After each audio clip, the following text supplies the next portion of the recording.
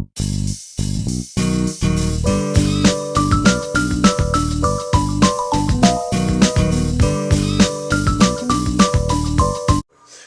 there folks, I'm Max Reinhardt, a local realtor. I'm joined today with Kelly Corwell of Corwell Insurance. She operates a farmer's agency. Kelly, thank you for joining me. Thank you, Max, for inviting me.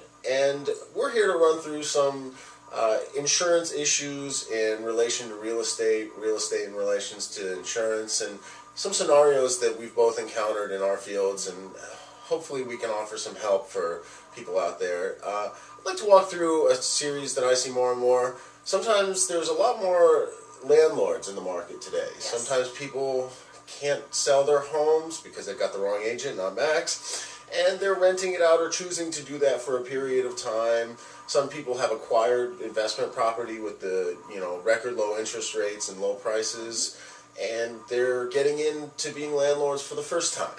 It's something very different that most people haven't encountered before, and I'm sure that there's a lot of risk taken on with buying a property. Obviously, in my field, I see you could lose equity, other things could happen, but really you're putting a lot of your money up, and you need to protect your investment as well, which is why I'm glad to have Kelly here. And tell me, if you're acquiring a rental property, if you're becoming a landlord, what are some of the things that you need to consider?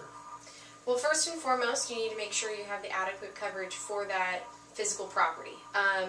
Adequate reconstruction costs, so in case there is a fire, water damage, wind, hail, rain, some sort of outstanding circumstance that may cause damage to the property, you need to make sure that you do have adequate coverage for that building.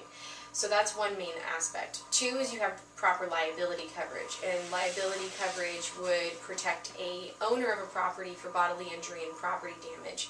But one of those main things with liability is to make sure that your tenant has renter's insurance as well, to protect and to move that source of risk more towards your tenant for their liabilities as well.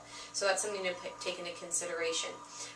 Often, many companies will try and sell a policy that does not include wrongful eviction coverage. They go for less expensive policies, usually called special form policies. Those do not include wrongful eviction.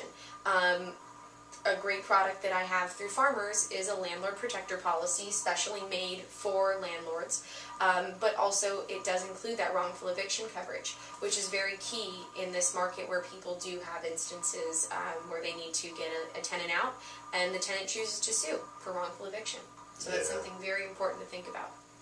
Well, thank you. I mean, Kelly brings up a very good point with wrongful eviction. Here in the Bay Area, many of the local cities have some of the toughest rent control, which relates to eviction laws as well, within the entire United States. And for many people who aren't serious investors or other things, they can consult an attorney or go to their local city's website and read as much as they can. But it's a very arduous and tough thing to get through sometimes, so you want to make sure that you're properly covered in all of these things.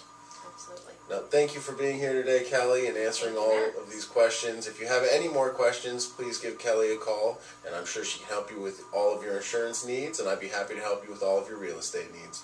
Folks, thank you for watching, and take care. Thank you.